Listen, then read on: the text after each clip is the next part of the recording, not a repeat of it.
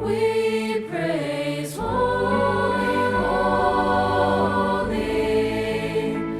We praise goodness and mercy. Nga may ara sang pagpaubos sa amon nga tagipusoon. Buligi kami, gaydi kami Ginoo sa amon nga pagpangabuhi kag desisyon sa matag adlaw-adlaw nga tanan.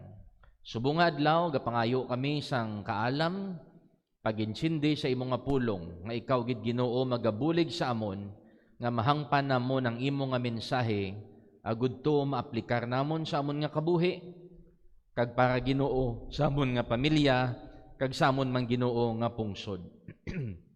Ginatugyan ko man ang tanan nga klatabo Ginoo sa amon Ginoo nga pungsod subong, especially sa amon nga mga government officials, nga ikaw ang magaguide sa ila kag magahatag sa ila sang kaalam kung ano ang pinakamaayo nila nga himuon sa amon nga pungsod. Gani Lord, maluoy ka sa amon, tagaay kami sang kaalam sa pagpadalagan sang amon nga mga kabuhi bilang anak sang Dios. Sa ngalan ni Kristo Jesus, amen and amen. Magapungko ang tanan palihog. Kanami ginasang ambahanon nga ginpamatian naton paagi sa choir, O Church, arise. And I believe sa sining nga tion kinanglanon gid sang aton nga pungsod ang church, ang iglesia, ang mga anak sang Dios. Paano kita mag-arise? Kinanglan ta mga muyo. Kinanglan ta mga muyo sa aton nga pungsod, sa aton nga mga leader nga nagapungko subong sa may Malacañang o kung sa diin man nga offices sang government. Kung lantawon naton sa Daniel chapter 2, in verse number 20, amo to kaina ginhambal naton nga hindi importante kung si Alan Cayetano o kung si Gatchalian o kung si Marcos o kung si Duterte ang mapungko sa Malacañang. Because ang pulong sang Dios nagasiling nga ang wisdom and might iya sang Dios. And he said, ang Dios amo ang naga-change sang times and seasons. Magambal ikaw gani isang time, buti na silingon span. Magambal ikaw binga halin alas 9 pakadto sa alas 12 amo ang aton nga worship service.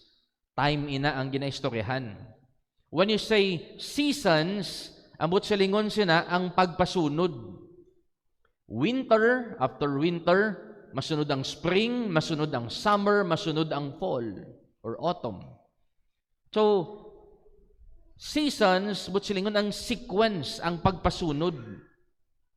Ang aton nga Dios, siya ina nagabaylo sang span, kag sang pagpasunod, kag siya man ang nagakakas sang mga hari, sa mga leader, kag siya man ang nagabutang sang mga leader, siya man ang nagahatag kaalam, kag siya man nagahatag sang information, kag paghangop. Verse 22, He revealeth the deep and secret things. Ano ning iabot sa lingon? Ang Dios man amo ang Dios man amo ang naga-expose sang tanan nga baho sang tawo kag mga leader naton. He revealeth the deep and secret things. He knoweth what is in darkness. Kabalo siya kung ano ang gintago. Kag kabalo siya because ara siya nagaistar sa kasanag. So ang mensahe subong nga aton pagatun-an, God is always on the throne. Amo nang hindi kita mag-worry, although ga-worry kita gamay, pero ginatudluan kita sang pulong sang Dios. Kung hindi man ang aton kandidato nagapungko dira sa gobyerno, don't worry, because God is always on the throne. Nga nahambal naton nga ang Dios pirmi nagapungko sa iya nga trono. Because kung ang Dios nagapungko sa iya nga trono, siya gyapon ang nagakontrol sang tanan. Kag kung nagakalatabo ini nga mga bagay, bangod ina kay ginaalaw sang Dios nga matabo ina. So God is always on the throne. Number one, because God controls powers. Ang Dios nagakontrol sang mga gahom, mga posisyon. Makita naton ina sa Revelation chapter 6. Although ining mga bagay, future events, pero makuhaan naton lesson kag maaplikar naton subong sa aton kabuhi, ilabi na sa nagakalatabo subong sa aton nga pungsod. In Revelation chapter 6 verse number 2, ginatawag ini nga mga seals nga gin-open sang angel. And I saw and behold a white horse, and he that sat on him had a bow, and a crown was given unto him. May nakit-an si John the Beloved, puti nga kabayo nga may nagasakay, may dala nga bow sang pana. And then, gintagaan siya sang korona. And he went forth conquering and to conquer. Abot yan ni silingon, maabot ang tion, nga may ara gid sang magpang sakop sa mga nasyon. Kag ini ginalaw sang Dios because gintagaan siya gani sang korona nga himuon ini. But silingon, hindi yan ni mahimo kung hindi mismo ang Diyos naghatag sa iya sang korona, authority, dominion, nga maghimo sini nga mga bagay. God allowed it. Kung lang tawon mo sa history, si King Nebuchadnezzar, amo ang una-una nga kingdom, nga pinakabakod, siya ini ang nag-atake kag nagwasak sang Jerusalem. But in Daniel chapter 4, sa kasagsagan sang strength and power ni King Nebuchadnezzar, nagdamgo siya. And ang pamangkot, ginhungod na bala ni King Nebuchadnezzar nga madamgo? No. Ang Diyos mismo ang nagpadamgo sa iya. Kagang iya nga damgo, hindi iya maintindihan. And then nag-abot si Daniel, ginpa-interpret sa iya. In verse number 16, gin-interpret ni Daniel, sila niya diri, let his heart be changed from man's, and let a beast heart be given unto him. Sila ni Daniel, King Nebuchadnezzar, amuni ang imo nga damgo, amuning butselingon sa imo nga damgo. Ang imo tagipusoon, himuon sang Dios, islan sang Dios sang tagipusoon sang sapat. Why? Because daw sapat na nga daan batasan ni King Nebuchadnezzar. Ini balang utod dapat naton maintindihan ini. Ang nation of Israel, anak sang Dios, kaanakan sang Dios. Karon, ang natabo, nagdinungol sila, nagdisobey sila sa aton Ginoo. Damo-damo ang ginhimo nila nga pagka-disobedient. Karon, sino ang gamiton sang Dios nga magdisiplina sa iya anak? Sino gamiton sang Dios nga magpamatay, magpangastigo? Alangan naman gamiton niya ang mga mabuot nga tawo. Siyempre gamiton niya ang mga tunto. Siling sang Dios, Nebuchadnezzar, bangod kay daw sapat na ginman imo batasan, gamiton ko ang pagkatunto mo nga magbakol sa akon nga mga kaanakan. Kastiguwa sila palihog. So amo to ginatake. Sang Babylonians ang Israel, ang kingdom of Judah. And we know nga naguba. And then siling man sa Ginoo, ari naman imo punishment. Wala na iya nga ginsugo taka kay ako lang ni gusto, gin-control ko ikaw, hindi imo na iya batasan nga amo na ginsugo talang ka nga himuon eh. So may punishment ka man sang imo ginapanghimo. And then siling diri, mahimo ikaw sapat and let 7 times pass over him. It means 7 katuig ang kalawigon nga mangin-amo ka ina. This matter is by the decree of the watchers. Sino inikno decree? Iyan na sang ibabaw. May mga watchers gali, hindi watchers sa election, kundi nagalantaw sa aton diri sa idalom. So ang Ginoo naton may CCTV siya sa bilog nga kalibutan nga hindi kita katago sang aton nga mga sala nga ginasekrito. And then siling diri ni Daniel, decree na ini sang watchers and the demand by the word of the holy ones, to the intent that the living may know that the Most High ruleth in the kingdom of men, and giveth it to whomsoever he will, and setteth up over it the basest of men. Bisan ang pinakanubo pwede batakon kag ibutang sa pinakamataas nga posisyon. Amo nang natabo kay David, di bala? So ang Ginoo ina ang buot sang iyang himuon. Ang Ginoo ina gihapon ang may control sang power. In Psalm 75 verse number 6, mabasa naton diri, for promotion cometh neither from the east, dinang east, diri, from the west, nor from the south. Anong kulang? Ang pag-promote kundong sa aton, or bisan kay sino, wala nagahalin sa east, sa west, and south. Di nagahalin sa north. Every time maghambal ikaw north, especially sa mga architecture, kag mga engineering, maghambal ikaw north, amo ining signs ang north, paibabaw. So ang promotion, hindi halin kay mayor, hindi halin kay gob, o kung halin sa mga tao, ang Ginoo ang nagabuot nga mag-promote sa aton. Nantawan niyo ba si Lucifer? Si Lucifer naga-desire sang north. In Isaiah chapter 14, verse number 13, for thou hast said in thine heart, I will ascend into heaven.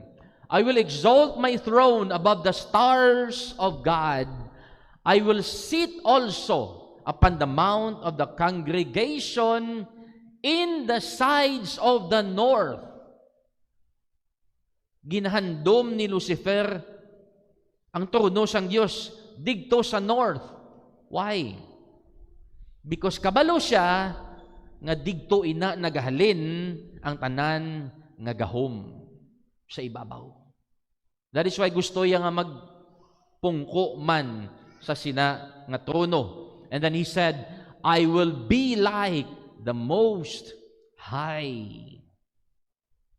So ang Dios gidya sa ibabaw gidya nagahalin ang tanan nga powers nga ginaalaw sang Dios. Colossians 1:16, for by him Jesus ning ginaistoryahan mo, for by Jesus were all things created. Tanan nga mga butang natuga, mga butang sa langit, mga butang nga ari diri sa kalibutan, mga butang nga makita kag hindi makita, whether they be thrones or dominions or principalities, and then or powers. So tanan nga gahom digto na sa iya, siya na nagtuga. And all things were created by him and for him. Tanan man gyapon nga nagakalatabo kag gintagaan niya sang gahom, ginakos siya ina nga magsanto sa iya dako nga plano sa kabilugan sang kalibutan. Si Jesus sang gindakop siya sa mga soldiers, gindala kay Pontius Pilate, ginpamangkot siya ni Pontius Pilate, ang governor, kung tagadiin siya. John 19 verse 9, and went again into the judgment hall, and saith unto Jesus, whence art thou? Tagadiin ka. But Jesus gave him no answer. Saling ni Pilato siguro, wala ko niya ginarespeto sang sininga tao haw. Ginapamangkot ko sa, Iban gani nga tagas nga opisyal ga luhod sa akon. Ikaw yaw ay kagasabat sa akon. Siling ni Pilato, hindi ka magsabat sa akon? Wala ka bala kabalo that I have power to crucify thee and have power to release thee. Pwede ta ka ipalansang, pwede ta man ka buyan, kung kabalo ka lang. Anong sabat ni Jesus? Thou couldst have no power at all against me, except it were given thee from above. But sa lingon ni Jesus, kung ara ka dira subong sa imong nga posisyon, ginhatag lang na sa imo sang langit. It is because ginalaw ko na nga magpungko ka dira.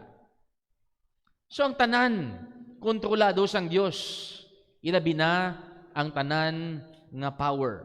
Ikaduha, God controls peace. Ang Dios amo ang nagakontrol sang kalinong.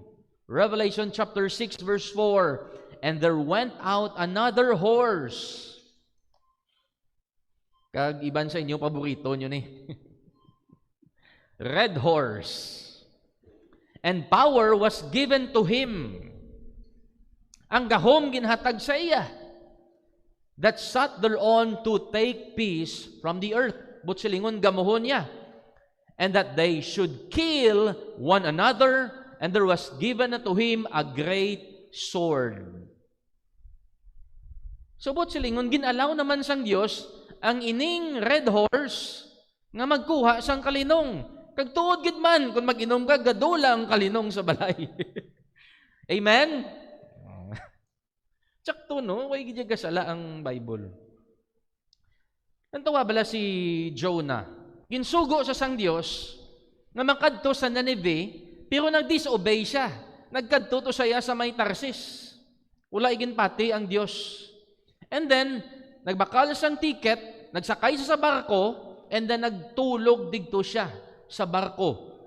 And feeling niya, abi niya, nakapalagyo na sa Ginoo. Samtang nagatulog to siya, kay bangod kay nagpalagyo sa Ginoo, siling diri, and he found a ship. Verse number 4, shortcut. But the Lord sent out a great wind into the sea. And there was a mighty tempest in the sea. So the ship was like to be broken. Halos maguba na ang barko nga iya ginasakyan. Ti kun ikaw be may kalinong ka na balang nga ginalunggong ikaw sa sulod. Lagyo ka ha, lunggongon sang Ginoo. And then ang mga tao gasala. And they said everyone to his fellow, come and let us cast lots. Abi magabot-gabot kita, that we may know for whose cause this evil upon us. Kung sinugid ang nagpasimuno nga ginaamo kita sini, ginatagaan sang kagamo. So they cast lots, and the lot fell upon Jonah. Nadakpan gid si Jonah, ikaw gid ang nagdala sang kalalatan diri sa amon. Ginumid mo kami. So kung makita mo da sa istorya, siling ni Jonah, ihaboy nyo na lang ko sa gwa. So ginaboy nila si Jonah sa grabe nga balod, and then nagkalma to sila sang pagaboy nila kay Jonah. So you know the story, gintukob siya sang whale or sang dako nga isda. And then si Jonah, kung ikaw bitukbon sang isda, kag-ara ikaw sa tiyan sang balyina, may kalinong ikaw? Kung naga-disobey kita sa Dios, sigurado gid hindi kita paglinungon sang aton nga Ginoo. Dumduman niyo ang October 7, 2023. Ginatake sang Hamas ang Jerusalem or ang Israel. Kabalo kamo kung anong nga adlaw ining October 7, 2023? Sabado. Kagang Sabado nga adlaw, amo inang Sabbath sa mga Hudiyo. Kag mas celebrate sila sang feast nga gina-celebrate nila halin pa sang una. Pero anong ila ginhimo? Ala, nagdinisko sila. Ala, may mga banda, kag may mga tanan nga mga pangkalibutanon ginhimo nila. Nga para ato tani sa Dios nga pista. Anong natabo? Kibot sila, atake sila, pinamatay, pinatiro ang mga tao, ang mga civilian, ginpang kidnap, ginpang hostage. Kabalo ka mo, abi na to ng mga Israelites. We know that chosen people sila. And amo man kita, kung nagtuo kita kay Jesus, kita ya subo ang chosen people of God. Peculiar people. Kabalo ka mo, iban sa ila. O hindi lang iban sa ila, ang ilang nga gobyerno, amo man ang nagasupport sang parade, sang LGBTQ sa ilang nga nasyon. Abi naton bida-bida gid sila. Amo na gani kung bata ka sang Ginoo, kastiguhon ka gid sang Ginoo. Lantaw ta sa mga Russians kay Putin, kag sa kay Xi Jinping, mga ang presidente sang China, mga tunto nga tawo, pero lantawa sila bala kung may LGBTQ sa ilang nga pungsod. Wala. Ang mga LGBTQ ato sa US, ato sa Europe, nga ina-known nga Christian countries, and even diri sa Pilipinas. Sa Saudi, inagi ka to, utdan ka to ulo. Amo na gani ang badsang pulong sa Ginoo. There is no peace, saith my God, to the wicked. Wala sang kalinong sa mga malaot siling sang. Di bala pastor ang Ginoo Prince of Peace? Yes, He's the Prince of Peace. Pero kung mag-disobey ikaw sa iya, gamuhon niya ka. Because siya ang nag-hold, nag-control sang kalinong. Especially kung kita anak sang Dios, gamuhon kita sang Ginoo. Pero kung mag-obedient kita sa Ginoo, mag-obey kita sa Ginoo, atong ginkanta ka inadere, special number, and the peace of God, which passeth all understanding. Ang iya deribot silingon, ang kalinong sang Dios, ihatag ya sa imo, inang kalinong nga hindi maintindihan sa ang kalibutan. Nga bisang gagarinamo na da, bisan wala ka na sang ginakaon, grabe ng kapigaduhon, pero sa sulod may kalinong ikaw. That's the peace of God, shall keep your hearts and minds through Christ Jesus. Abisang mga tao nga maangkon niya ang kalinong pagi sa pagkadamo sang kwarta, pag-secure sang iyang future pagi sa manggad. Pero lang tawan niyo bala ang mga first world countries sa US, sa Europe, mga manggranon nga mga pungsod, kundiin ang may pinakadamo nga mga tao nga may anxiety. Digto sa mga manggranon nga mga pungsod.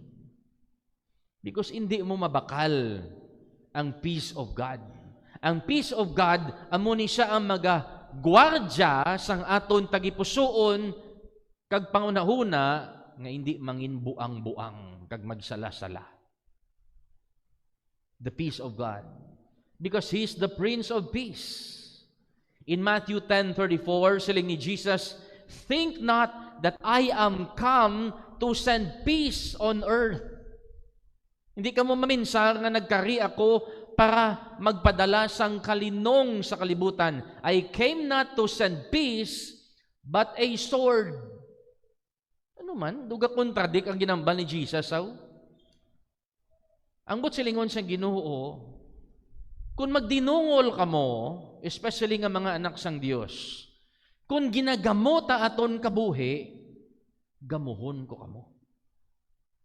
Hindi ko kamo pagtagaan sang kalinong.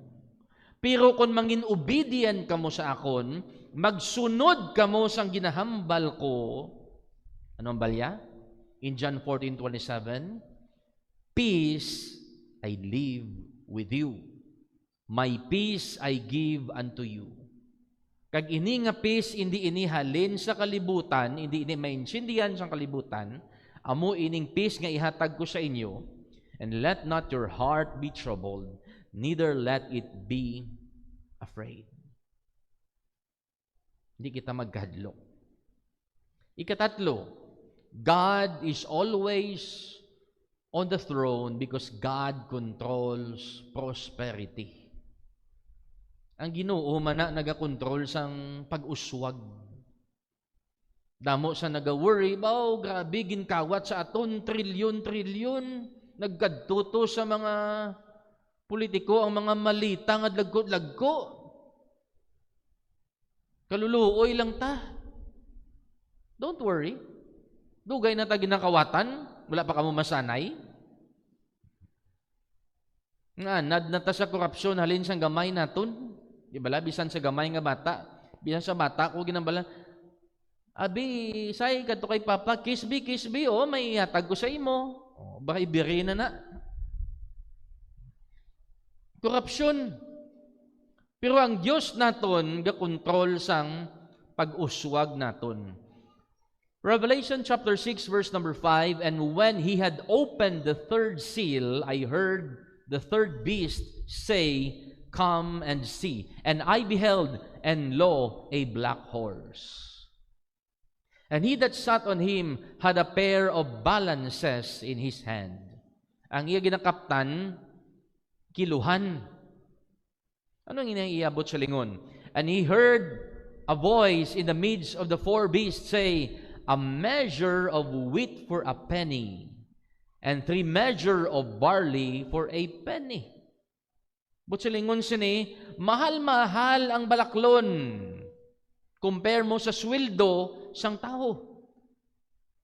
And then, ang sugpon, saling diri, and see thou hurt not the oil and the wine. Saling sa Ginoo, hindi lang paghilabti, ang oil, ang krudo, kag ang mga ilimnon. So, but silingon, ang Ginoo nagalimit sa sining black horse nga maghimo sa bilog kalibutan sang kapigaduhon. Siling sa Ginoo, hasta ka lang di, hindi mo ni pagilabtan niya. Because God controls prosperity.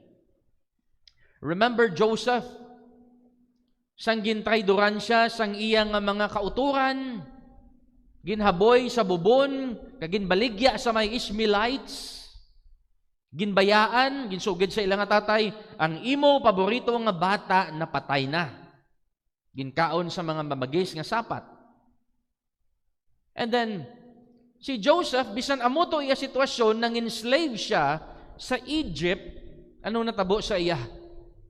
Kontrolado sang Diyos. Ang pag-uswag sa gihapon, bisan servant siya ni Potiphar, silang diri sa Genesis 39 verse 2, the Lord was with Joseph. And he was a prosperous man. Imagine niyo bala ang lesson nga ma-learn ta diri.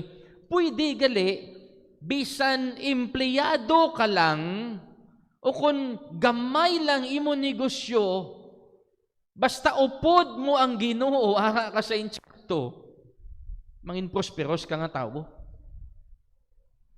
And he was in the house of his master, the Egyptian. Actually, bangod kay Joseph, gin-bless ang iyang nga boss. Hindi ang iyang nga boss nag-bless sa iya. Bangod kay Joseph nga anak sang Dios, na-bless ang iyang nga master. And his master saw that the Lord was with him. Kita gid sang iyang nga agalon, kumbinsido ang iyang nga agalon, nga ang Ginoo upod sining akon nga sulugoon, and that the Lord made all that he did to prosper in his hand. Dantawan niyo bilang ginambal diri. Basahon ta sang dungan. Ready? Diri ta masugod. Ready? Read. And that the Lord made all that he did to prosper in his hand. Ginhimo gid sang Dios ang iya mahimo para mapauswag si Joseph. Imagine, no? Sulugoon ka lang. Pero nag-prosper ikaw. And then, ang sunod sang istorya, gintripingan sa sang asawa ni Pero, ni Potiphar. And then, ginbaliskad ang istorya, siya to yang ginpriso. Di mo amo man nagaklatabo subong. Ikaw na nagtinunto, ikaw na naghimo sang malain, ikaw nang ginhimuan sang malain, ikaw pang ginpriso. Tapos malang kalibutan magbaliskad kung ara ka sa posisyon kag ara ka sa gahom. And ginpriso si Joseph. But you know the story. Sang digto siya sa prisuhan, siya naman to ang ginsaligan because nag-prosper naman. Kung diin siya gakadto, digto ga-prosper. And then nagabot ang tion na nakagwa siya sa prisuhan kay gina-interpret niya ang mga damgo. And then gin-interpret siya ang damgo sang Pharaoh and then ginhimo siya nga second sa pinakamataas nga posisyon sa Egypt. Anong natabo sa Egypt? Nag-prosper pagid ang bilog nga Egypt. Kag digto nagsugod nga ang Egyptians or nations ang Egypt nangin superpower. Halin kay sino? Halin kay Joseph. Makon mo, isa lang ni katawo. Isa lang ni katawo. Takos na mag-prosper sang isa ka nasyon. Because upod ya ang Ginoo. I remember sang tion bala Brother Vicente Abelarde, mga VIP group naton diri. Nagwali ko to sa inyo sa inyo ikapila ganito nga anniversary. 6 nga anniversary sang ilang ministry sa radyo. And nabatian ko nga siling ni Brother Vicente ngang ini nga ministry sa mga VIP sa radyo nga nagawali sila subong ara na sa Facebook. Nagapanglambot o sa mga bukid sa Antique. Nangin 6 years ini, kay na ulhot ini or nabuhi ini nga ministry bangod sang pandemic. Kung wala pandemic, wala sang ministry nga amo sini hasta subong. You see? Kung sa diin pa yan nag-pandemic, nagantos ang bilog kalibutan, digto payagin prosper sang Dios ang iya nga buluhaton. Because God controls prosperity. Psalm chapter 1 verse 1 to 3, Blessed is the man that walketh not in the counsel of the ungodly, nor standeth in the way of sinners, nor sitteth in the seat of the scornful. Ang ginatudlo diri, sampulong sang Ginoo, kung i-apply naton subong sa nagakalatabo, hindi mo na kinahanglan magsaylo kampo para i-bless ka sang Ginoo. Hindi mo na kinahanglan magsaylo bangka para mangin prosperous ikaw. Ang himuon sang tawo, tindugan mo ang kamatuoran.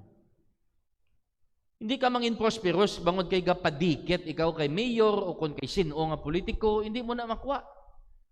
Siling diri sa verse 2, makwa mo na kung ang delight naton is in the law of the Lord. And in His law that He meditate day and night. And look at this. Kung ginahimo tana, he shall be like a tree planted by the rivers of water, that bringeth forth his fruit in his season, his leaf also shall not wither, and whatsoever he doeth shall prosper. Bisan ano ang iya nga himuon, maga-uswag siya. But silingon ang prosperity, depende ina sa imo nga ginahimo. Kumbaga mahambala naton, law of nature ining prosperity. Hindi pa na halin sa ibabaw. Why? Butang tabla, nagtanom ikaw sang, ano tawag? Sang lubi. Okay? May kasabihan, kapag may itinanim, may aanihin. Kapag may tiyaga, may batsoy. O, linaga. Amo na ang law of nature. Kung nangabudlay ka, kung naghimo ka maayo, mabunga ginaya. Amo ginaya. Kung malaot ka man nga tawo, kung magtanom ikaw, matubo man agyapon kag mamunga. Di bala? Amo na sang prosperity. Depende na sa aton nga ginahimo. Do paros na bala, 1 plus 1 equals? Equals? Hindi ko magsabatang, O, sabat ka mo, 1 plus 1 equals? No. 11 plus 1 equals? 13.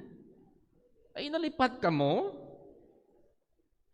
Joshua 1:8. This book of the law shall not depart out of thy mouth, but thou shalt meditate therein day and night, that thou mayest observe to do according to all that is written therein, for then thou shalt make thy way prosperous. Sino ang magahimo sa imo prosperous?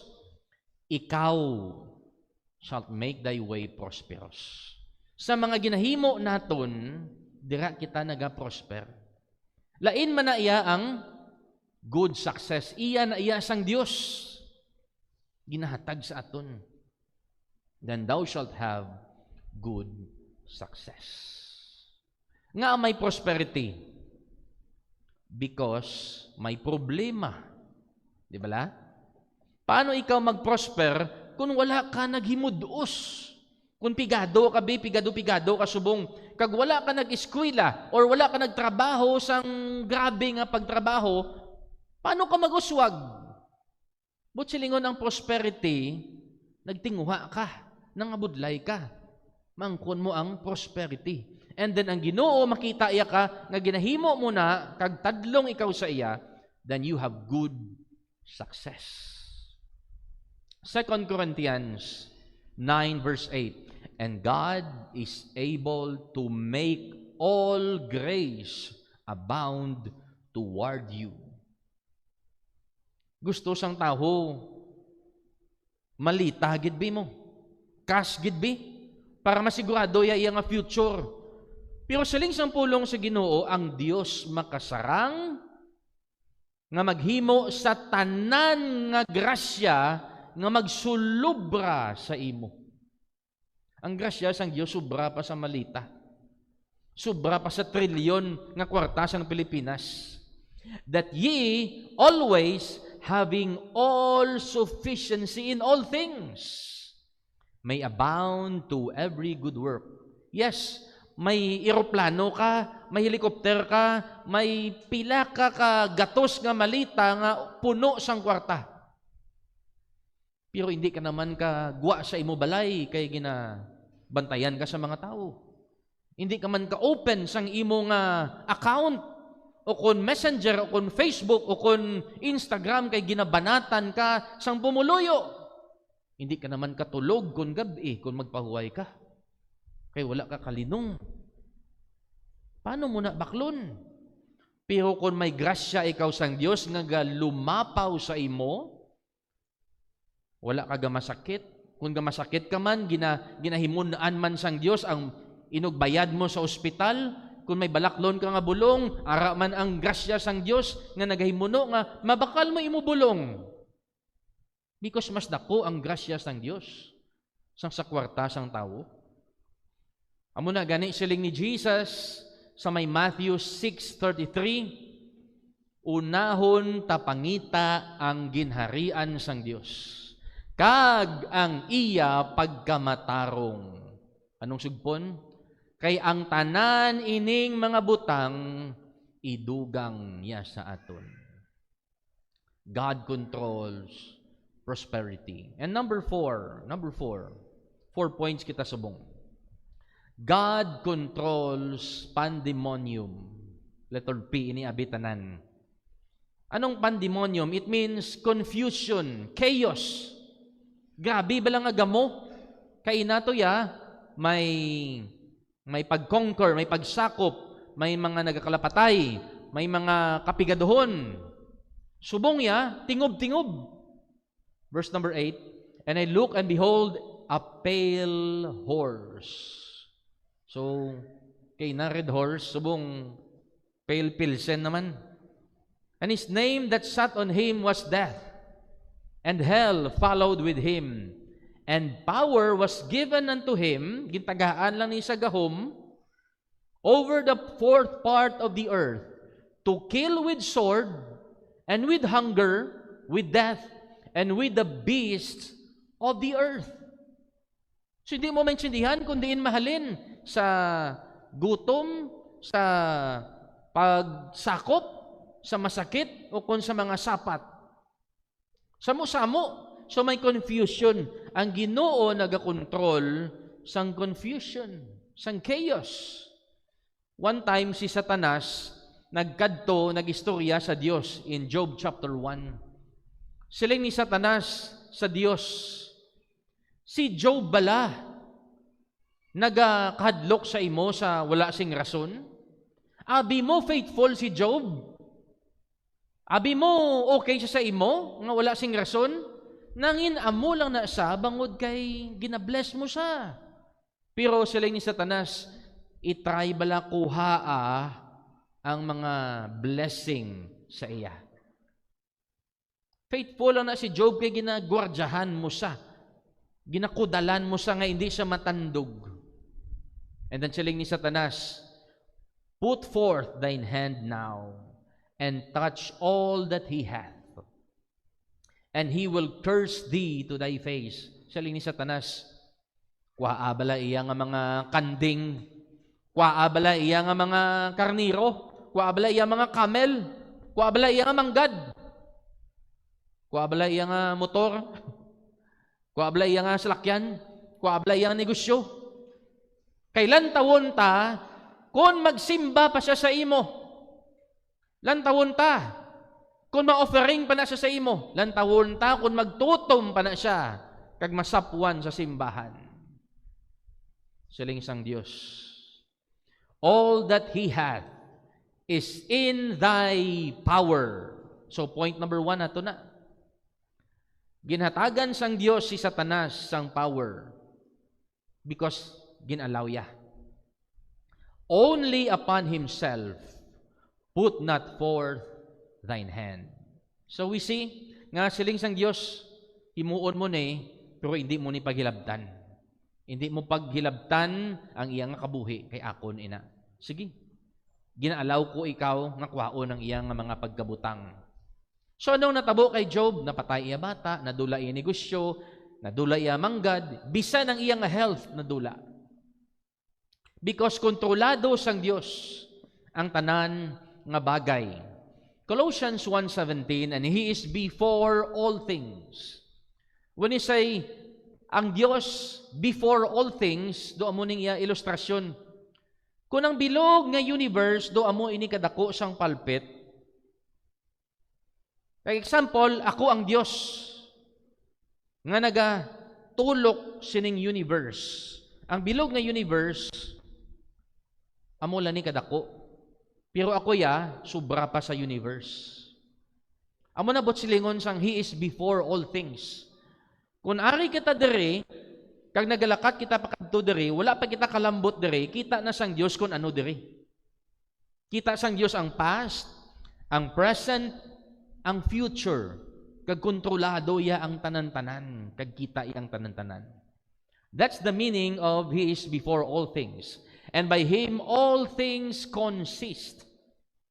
Ang word nga consist, ang iabot silingon, held together. Ang tanan nga mga pagkabutang, ginauyatan sang Dios. Imagine, kung ang earth nagahang upon nothing, ang Jupiter nagahang upon nothing, sino ina nagauyat? Siling sang Bible, all things consist. Ginauyatan sang Dios.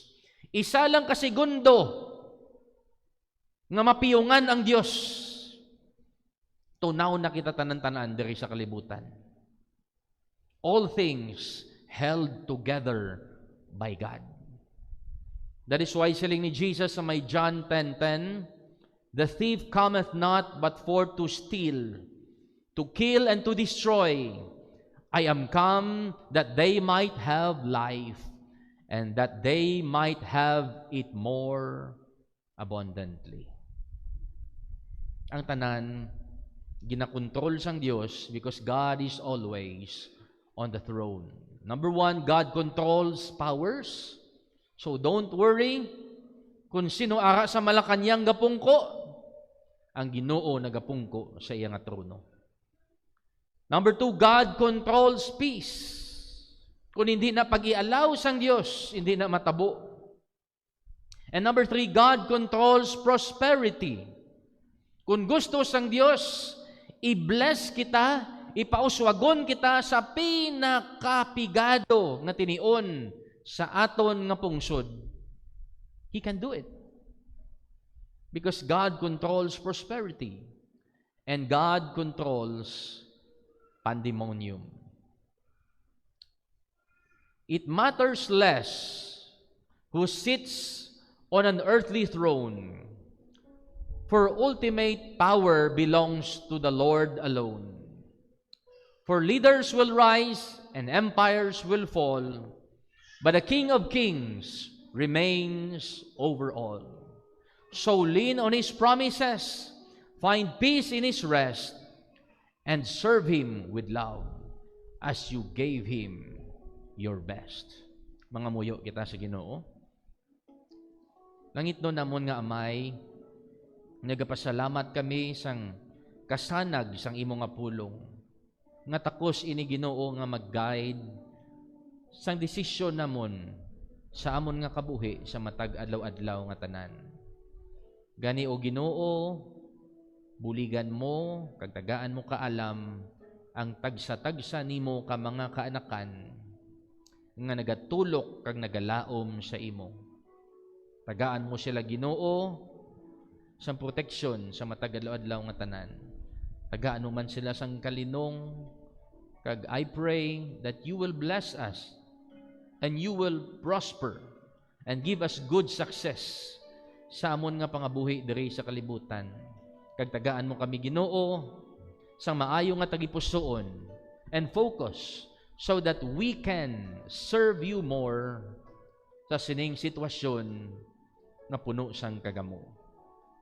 Gani Lord, ang amon nga paglaom sa imo lang gid, wala sa amon gobyerno o kon lideres sang Pilipinas.